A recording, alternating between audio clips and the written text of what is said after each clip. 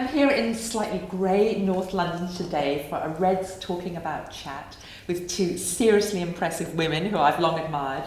From the US, Sharon Meers, currently head of enterprise strategy at Magenta, which is part of eBay, formerly managing director at Goldman Sachs and co-author of this tome, Getting to 50-50, How Working Parents Can Have It All, which is key to the whole women's equality, life-work balance discussion, in my humble opinion, and we're going to get stuck into this today. And of course, Britain's own Justine Roberts, co-founder and CEO of the extraordinarily influential Mumsnet, the website that she set up in 2000 as an online forum for parents, now clocking up 50 million page views a month, probably more. 60 actually. 60. And as we know, a political force to be reckoned with. Respect to both fabulous women, not least because Justine has 4 children, including teenage twins.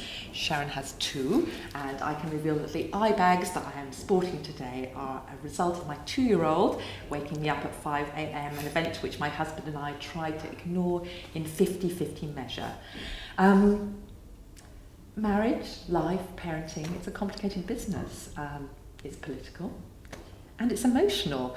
Now, let's start with talking about some emotion. Maternal guilt, something Sharon tackles head on in her book. How do we get rid of the guilt, Sharon? Well, of the 4 solutions we talk about in Getting to 50-50, the first is get rid of guilt. The most rewarding thing I got out of all the research we did, all the talking with the social scientists around the United States, was that the biggest studies on childcare and child development say there is absolutely no difference in outcomes for children who have 100% maternal care and everyone else. And the National Institutes of Health have gone so far as to say there is no reason for women to have this sense of guilt if they choose to go to work. And what's really fun as you start to look at this research is there are a couple of things that are really positive changes. First of all, to acknowledge that women are happier when they're mothers if they have a job. There's a huge study out of the UK, 10,000 women, that says this. And surprisingly, it says no matter how many hours you're working, you are happier. Mm-hmm. Even more exciting, having fathers actively involved with kids does amazing things. Fathers turn out to be the biggest predictor of better grades and better behavior in children. And I think very few of us knew that growing up. And so welcoming men into the picture changes things for everything. Lets women go to work, lets men have time with their kids, and that gives us more rewarding, happier lives both at work and at home. And Justine, what's your take?